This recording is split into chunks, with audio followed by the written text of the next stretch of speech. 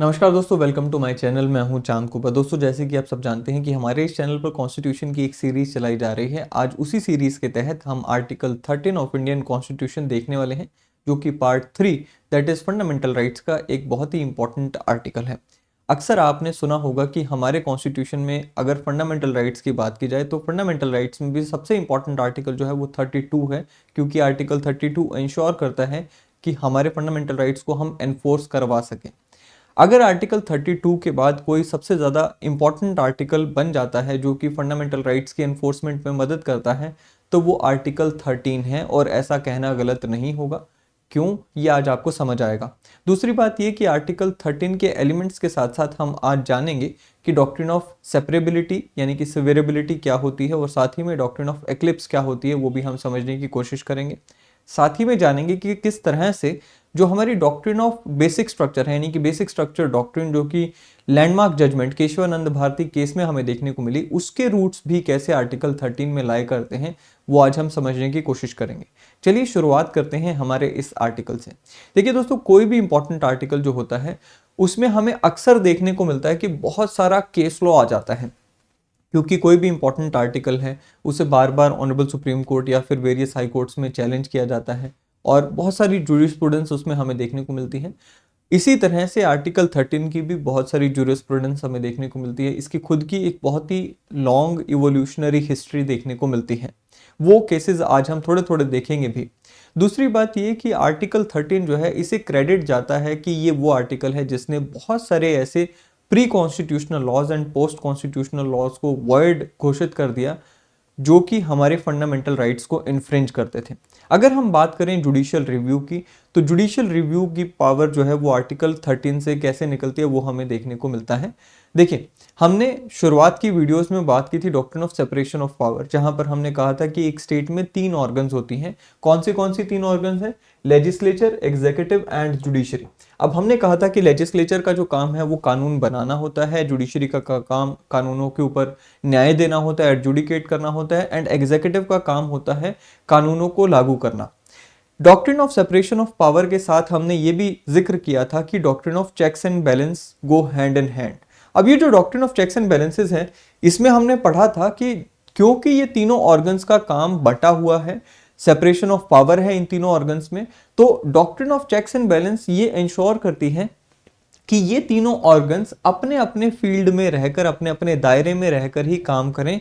कोई भी संविधान में दी गई यानी कि कॉन्स्टिट्यूशन में दी गई लिमिट्स से बाहर ना जाए और उन्हीं लिमिट्स के अंदर रहकर काम करें। इसीलिए ये तीनों ऑर्गन्स एक दूसरे को चेक करती हैं। वहां पर हमने ये भी जिक्र किया था कि किस तरह से जुडिशरी जो है वो लेजिस्लेचर एंड एग्जीक्यूटिव के काम के ऊपर नजर रखती है, एंड ये इंश्योर करती है कि ये कॉन्स्टिट्यूशन के दायरे में रहकर काम करें। उसी को जुडिशियल रिव्यू कह दिया जाता है। अगर आर्टिकल 13 की बात करें तो आर्टिकल 13 स्पेसिफिकली ये इंश्योर करता है, या ये यूं कहें कि जुडिशरी को पावर देता है कि जुडिशरी लेजिस्लेचर के द्वारा बनाए गए सभी कानूनों को चेक कर सके, और ये इंश्योर कर सके कि लेजिस्लेचर, चाहे वो पार्लियामेंट हो या फिर स्टेट लेजिस्लेचर्स हो, ये इंश्योर कर सके कि इन द्वारा बनाए गए कोई भी कानून के द्वारा हमारे फंडामेंटल राइट्स इन्फ्रिंज ना होते हों। सो यहाँ पर जुडिशियल रिव्यू का कंसेप्ट हमें देखने को मिलता है। जुडिशियल रिव्यू, जैसे कि मैंने आपको बताया, ये पावर सुप्रीम कोर्ट के पास भी है एंड सभी हाई कोर्ट्स के पास भी है ये पावर कि वो इंश्योर कर सके। अगर जुडिशियल रिव्यू के ओरिजिन की मैं बात करूं, देखिए ये जुडिशियल रिव्यू का कंसेप्ट जो है किसी कॉन्स्टिट्यूशन में अलग से नहीं दिया गया। Basically there was a case in US that was Marbury versus Madison case, 1803 का ये केस था, जहां पर कांग्रेस के ऊपर यानी कि यूएस की पार्लियामेंट के ऊपर honourable supreme court of US ने कुछ लिमिटेशंस लगाई थे कि भी वो वहां पर फंडामेंटल राइट्स को इन्फ्रिंज नहीं कर सकते कानून बनाकर। तो वहां से जुडिशियल रिव्यू का कंसेप्ट हमें देखने को मिलता है।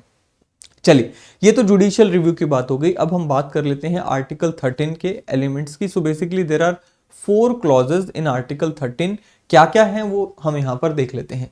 सो सबसे पहले आर्टिकल 13 का जो टाइटल है वो क्या कहता है? Laws inconsistent with or in derogation of the fundamental right. So basically किस चीज से डील करता है?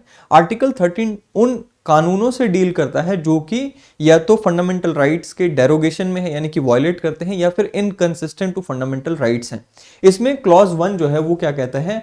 all laws in force in the territory of India immediately before the commencement of this constitution insofar as they are inconsistent with the provisions of the part shall to the extent of inconsistency be void. So basically pre constitutional laws की बात की गई है article 13 clause 1 में, और कहा गया कि अगर आर्टिकल 13 अगर कोई ऐसा कानून है जो कि संविधान के फोर्स में आने से पहले का बना हुआ है और उस कानून का कोई हिस्सा फंडामेंटल राइट्स को इन्फ्रिंज करता है, तो वो हिस्से को हम वॉइड डिक्लेयर कर देंगे। अगर आर्टिकल 13 क्लॉज 2 की बात करें तो क्या कहता है?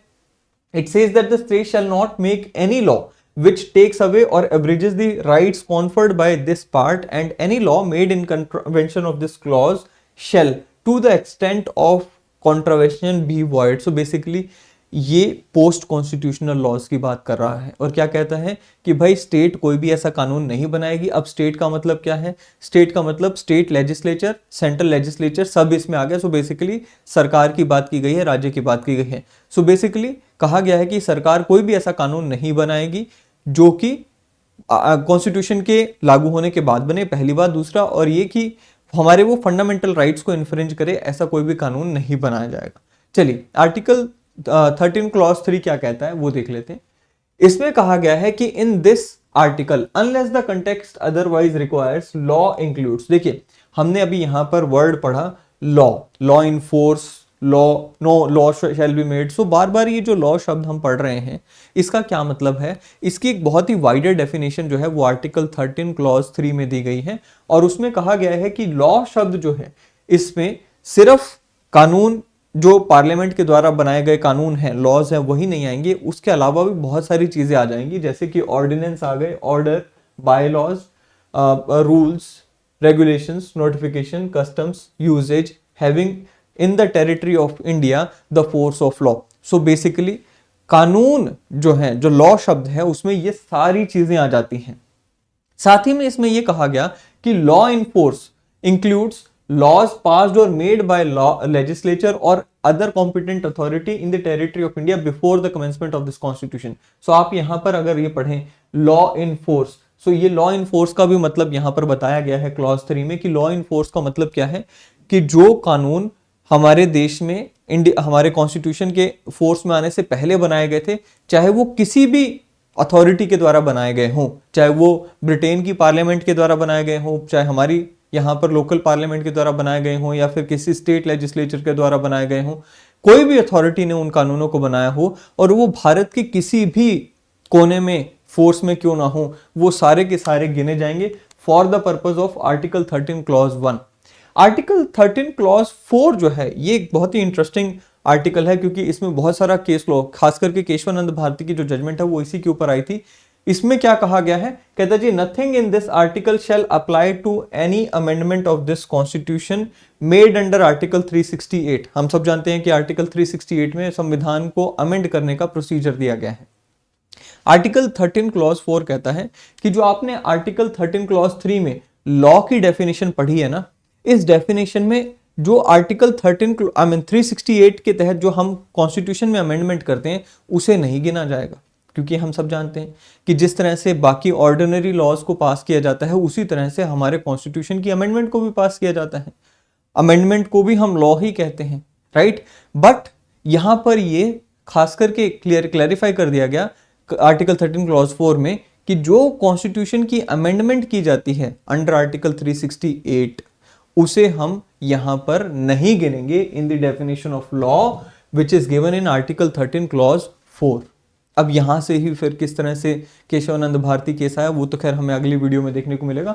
आज हम आर्टिकल 13 क्लॉज 1, 2 एंड 3 को डिस्कस करेंगे, इससे जुड़े हुए केस लॉज को देखेंगे।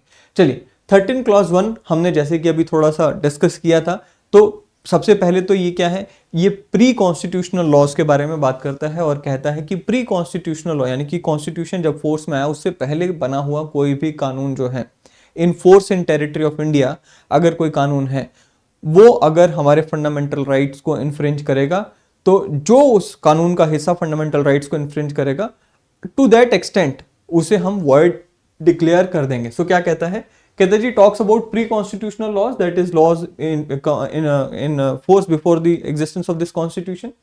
When the constitution came into force, the fundamental rights also came into existence. Now, pre-constitutional laws were supposed to be in consonance of the fundamental rights. Only then they were allowed to be in force in India. अगर वो pre-constitutional laws fundamental right के consonance में हैं तो ही उन्हें allow किया जाएगा भारत में, अदरवाइज उन्हें अलाउ नहीं किया जाएगा।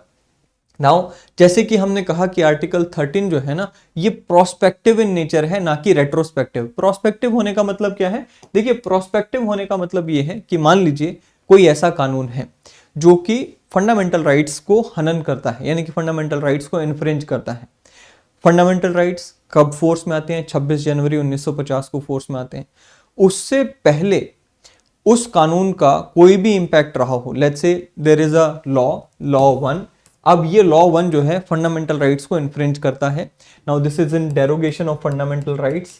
फंडामेंटल राइट्स कब आते हैं फोर्स में?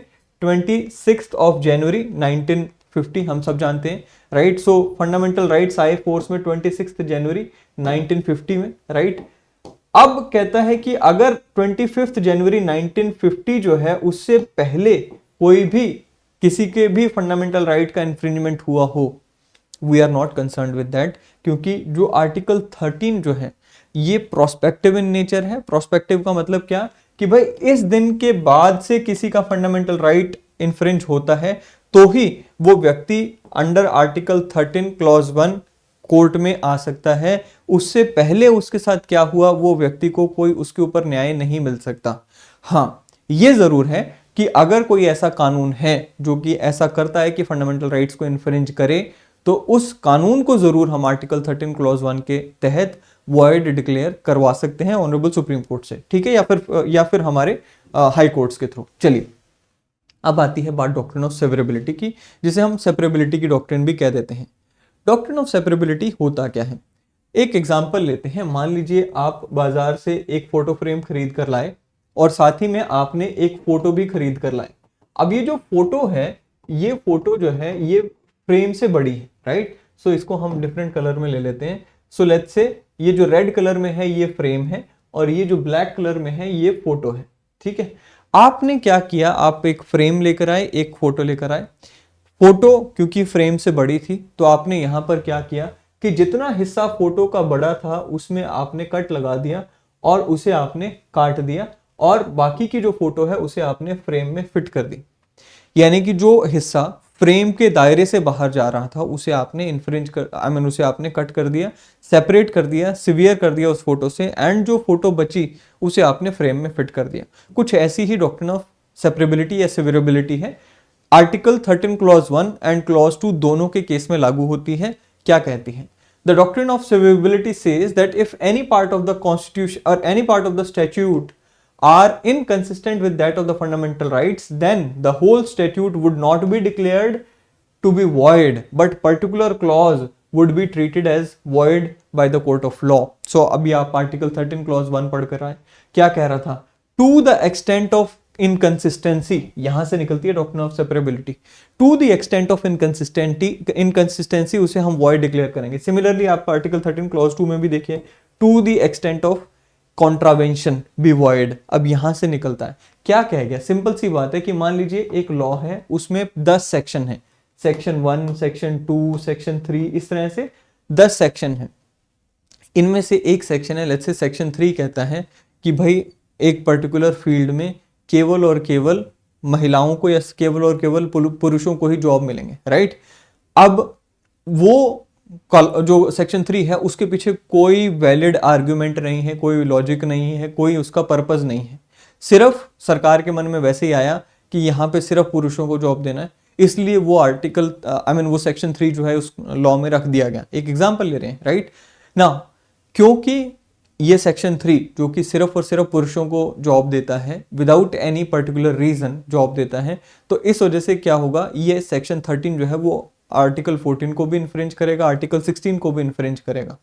ऐसे में क्योंकि ये दो फंडामेंटल राइट्स को इन्फ्रिंज कर रहा है तो हम यहां पर सेक्शन 3 को हटा देंगे। सेक्शन 3 को हटाएंगे, पूरे के पूरे कानून को नहीं हटाएंगे।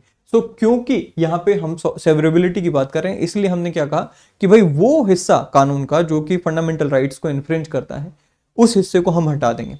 हाँ, लेकिन ये भी हमारे ऑनरेबल सुप्रीम कोर्ट के द्वारा क्लियर किया जा चुका है कि मान लीजिए इस सेक्शन 3 से ही इस पूरे कानून का मतलब था, अदरवाइज वो पूरा का पूरा कानून अपने आप में कोई मतलब नहीं रखता है।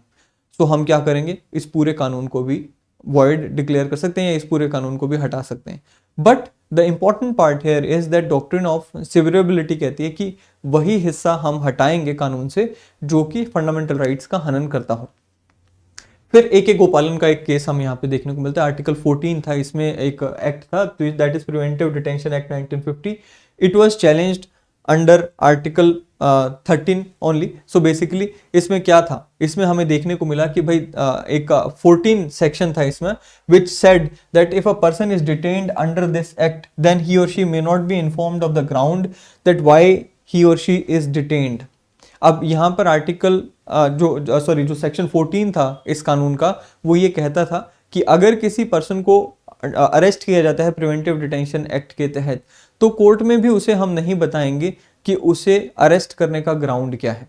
Clearly this section contravened article 22 of Indian constitution. Fundamental rights में आर्टिकल 22 को कॉन्ट्रावीन करता था, इसलिए ऑनरेबल सुप्रीम कोर्ट ने यहाँ पे कहा कि आर्टिकल 22 को, क्योंकि ये एक्ट जो है ये सेक्शन जो है वो कॉन्ट्रावीन कर रहा है, इसलिए हम सेक्शन 14 को वॉइड डिक्लेयर कर रहे हैं।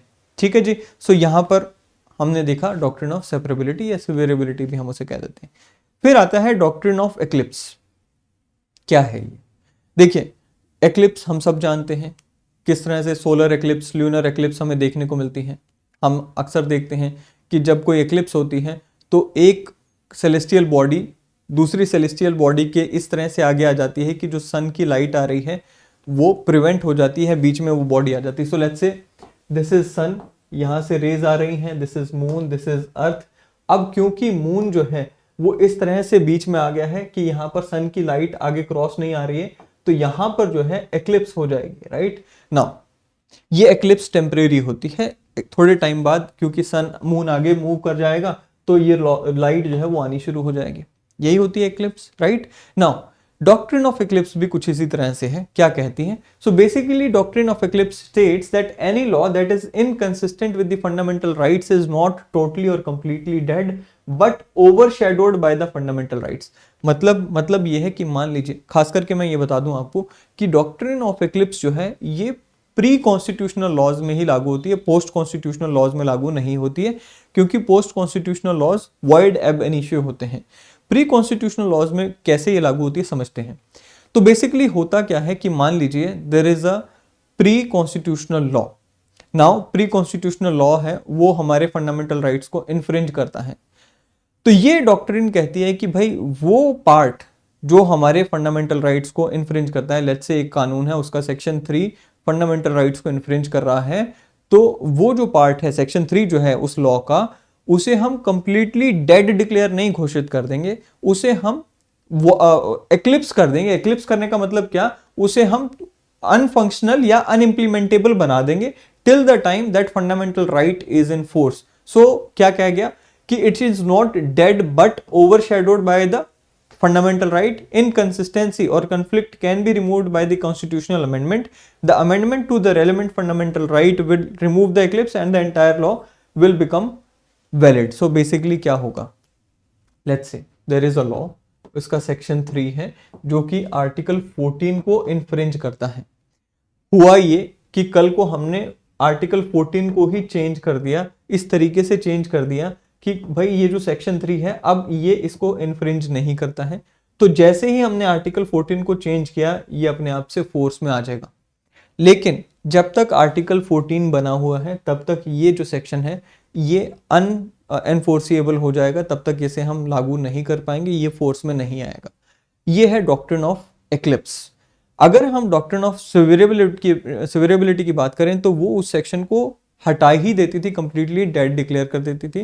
डॉक्ट्रिन ऑफ एक्लिप्स जो है उसे कंप्लीटली डेड डिक्लेयर नहीं करती है, उसे बस उस समय तक के लिए छुपा देती है जब तक के लिए वो फंडामेंटल राइट जिसे वो कन्फ्लिक्ट कर रही थी वो सेक्शन, वो फंडामेंटल राइट में हम कोई अमेंडमेंट करके उसे उस कन्फ्लिक्ट को दूर नहीं कर देते। ये है जी डॉक्ट्रिन ऑफ एक्लिप्स। चलिए नाउ अगेन, जैसे कि मैंने आपको बताया कि आर्टिकल 13 क्लॉज 1 जो कि प्री कॉन्स्टिट्यूशनल लॉज की बात करता है, केवल और केवल उसी केस में जो हमारी डॉक्ट्रिन ऑफ एक्लिप्स है वो लागू होगी। पोस्ट कॉन्स्टिट्यूशनल लॉज क्योंकि वॉइड एब इनिशियो होते हैं तो उसमें ये लागू नहीं होती है, वही यहां पर लिखा है। चलिए दूसरा यहां पर मैंने आपको बताया जैसे कि भाई ये जो डॉक्ट्रिन ऑफ एक्लिप्स है या फिर डॉक्ट्रिन ऑफ सिविरेबिलिटी है, किस तरह से सुप्रीम कोर्ट की जुडिशियल इंटरप्रिटेशंस का हिस्सा है, जुडिशियल इनोवेशन का हिस्सा है। खास करके अगर हम डॉक्ट्रिन ऑफ एक्लिप्स की बात करें तो ये 1950 में ही हमें देखने को मिलता है कि 1951 में ही हम सुप्रीम कोर्ट ऑफ इंडिया ने इसे लागू कर दिया था।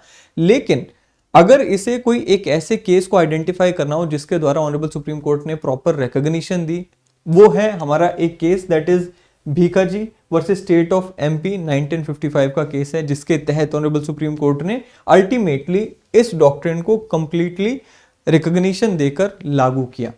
चलिए अब एलिमेंट्स की अगर हम बात करें डॉक्ट्रिन ऑफ एक्लिप्स की तो उसमें क्या क्या आ गया। सबसे पहले तो ये लागू होती है किसमें, प्री कॉन्स्टिट्यूशनल लॉज में। दूसरी कब लागू होती है, जब कोई प्री कॉन्स्टिट्यूशनल लॉ का कोई हिस्सा in conflict with fundamental rights होता है तब ये लागू होती है।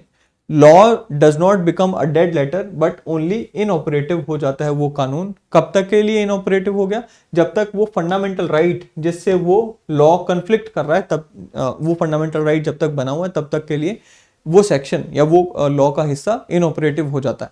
जैसे ही हम उस फंडामेंटल राइट में लेट्स से अमेंडमेंट करते हैं, वो फंडामेंटल राइट में जब हमने अमेंडमेंट की और हुआ ये कि भाई वो फंडामेंटल राइट के साथ उस कानून का जो कन्फ्लिक्ट था वो दूर हो गया, तो ये कानून जो है वो फिर से ऑपरेटिव बन जाएगा। ये है doctrine of eclipse. Now article 13 हमने पढ़ लिया, किस तरह से आर्टिकल 13 के साथ जुड़ी हुई डॉक्ट्रिन ऑफ सेपरेबिलिटी, सिविरेबिलिटी यानी कि एंड डॉक्ट्रिन ऑफ एक्लिप्स जुड़ी हुई हैं, वो हमने पढ़ लिया। केस लॉज को हमने थोड़ा सा देख लिया। अब आर्टिकल 13 क्लॉज 2 को भी देख लेते हैं। Article 13 clause 2 talks about post constitutional laws, ये हमने अभी डिस्कस किया। क्या कह गया जी, कह रहा है जी once the constitution is framed and comes into effect, then any of the state may not make any law that takes away or abridges the fundamental rights of an individual।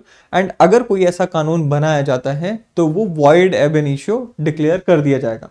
it is a stillborn law and cannot be revived by the removal of constitutional prohibition also, right? so eclipse यहाँ पर लागू नहीं होती है, ठीक है। Now एक case आया था Deepchand versus state of Uttar Pradesh, इसमें भी ये कहा गया था that only pre-constitutional laws can be brought to life, whereas post-constitutional laws which infringe fundamental right cannot be brought to life। so उसमें ये इस केस में भी ऑनरेबल सुप्रीम कोर्ट ने यही कहा था कि जो भीखाजी का जो हमारा केस था जिसमें हमने डॉक्ट्रिन ऑफ एक्लिप्स को जो एक रिकॉग्निशन दी, वो डॉक्ट्रिन ऑफ एक्लिप्स जो है वो केवल और केवल प्री कॉन्स्टिट्यूशनल लॉज में लगेगी, पोस्ट कॉन्स्टिट्यूशनल लॉज में नहीं लगेगी, क्योंकि वो डेड होते हैं, वॉइड एब इनिशियो होते हैं।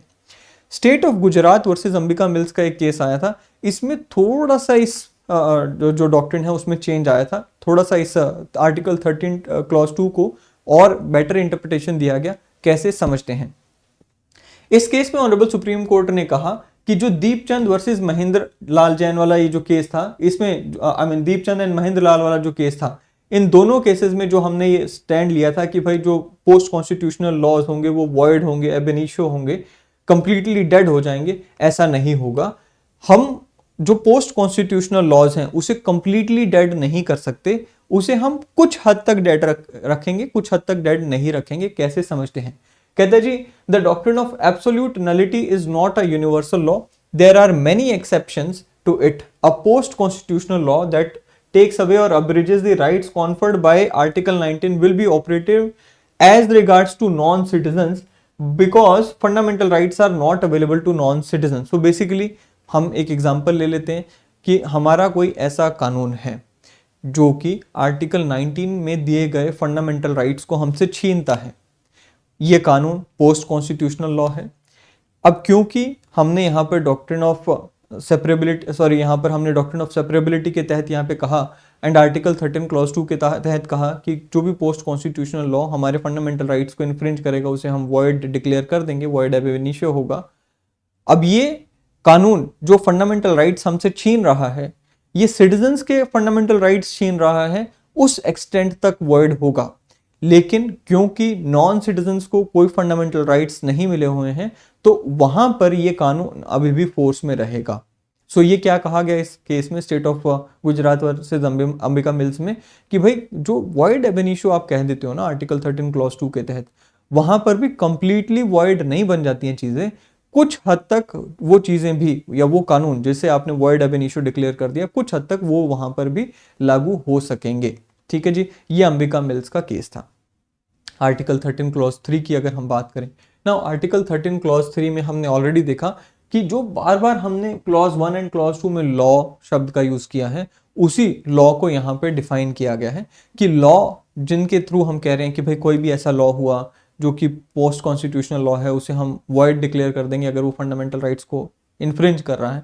तो इसमें लॉ शब्द का मतलब क्या है, तो इसमें कहा गया कि लॉ की एक बहुत ही वाइडर डेफिनेशन है, उसमें सभी तरह के ordinances, orders, bylaws, rules, regulations, notifications, custom, usages, ये सारी चीजें उसमें आ जाएंगी। Now still there are two exceptions to this. First is कि the administrative and the executive order are being covered under article 13, but if their nature is just of giving instructions or guidelines, then they would not be covered. So basically मान लीजिए कोई ऐसा order आ गया जिसका मतलब या purpose सिर्फ guidelines देना है, वो कोई अलग से कुछ नए रूल्स नहीं लेकर आ रहा है, कोई बने हुए रूल्स हैं उन्हीं को लागू करने की गाइडलाइंस दे रहा है, सिर्फ एक डिक्लेरेटरी ऑर्डर है कि भाई ये वाला ऑर्डर जो है या ये रूल्स हैं ऑलरेडी हमने बना दिए हैं, इन्हें आज से लागू कर दिया जाए, ऐसे में उसे हम इस डेफिनेशन में कवर नहीं करेंगे। साथ ही में there is another exception to this, वो ये कि जो पर्सनल लॉज होते हैं, फैमिली लॉज जिसे हम बोल देते हैं, हिंदू मैरिज एक्ट है, मुस्लिम्स के लिए अलग रूल्स हैं या स्पेशल मैरिज एक्ट है, राइट ना, ये जितने भी पर्सनल लॉज होते हैं इन्हें हम यहाँ पर आर्टिकल 13 की डेफिनेशन में नहीं इंक्लूड करेंगे। आर्टिकल 13 के पर्पज से इन्हें हम लॉ नहीं गिनेंगे, क्योंकि हम अक्सर देखते हैं कि जो पर्सनल लॉज होते हैं फिर वो तो पहले ही दिन यहाँ पर इसमें एम्बिट में आ जाएंगे एंड उन्हें फिर डिक्लेयर करना पड़ जाएगा वॉइड, राइट। सो वो यहाँ पर हम नहीं करेंगे। अगर आर्टिकल 13 क्लॉज 4 की बात करें, हमने अभी बात की कि आर्टिकल 13 क्लॉज 4 जो है बेसिकली ये कहता है कि भाई जिस कानून के द्वारा या जो अमेंडमेंट एक्ट 368 के तहत लाया गया है और उससे हम कॉन्स्टिट्यूशन को अमेंड कर रहे हैं, कॉन्स्टिट्यूशन के किसी भी हिस्से को अमेंड कर रहे हैं, चाहे वो फंडामेंटल राइट्स को ही क्यों ना अमेंड कर रहे हो, उसे हम आर्टिकल 13 के पर्पस से लॉ शब्द की परिभाषा में नहीं गिनेंगे, यानी कि आर्टिकल 13 उसके ऊपर लागू नहीं होगा। अब इसी आर्टिकल के ऊपर ही क्या आया था, जो जजमेंट आया, केशवानंद भारती का जजमेंट आया, वो आया। सो बेसिकली एक बहुत ही लंबी स्टोरी है, उसे हम आने वाले वीडियो में कवर करेंगे। आज के लिए हमने आर्टिकल 13 1, 2, 3 पढ़ा, सेवरेबिलिटी, एक्लिप्स पढ़ा और जुडिशियल रिव्यू को पढ़ा। आज के लिए इतना ही, आने वाले वीडियो में फिर मिलेंगे। Till then thank you and have a great day ahead.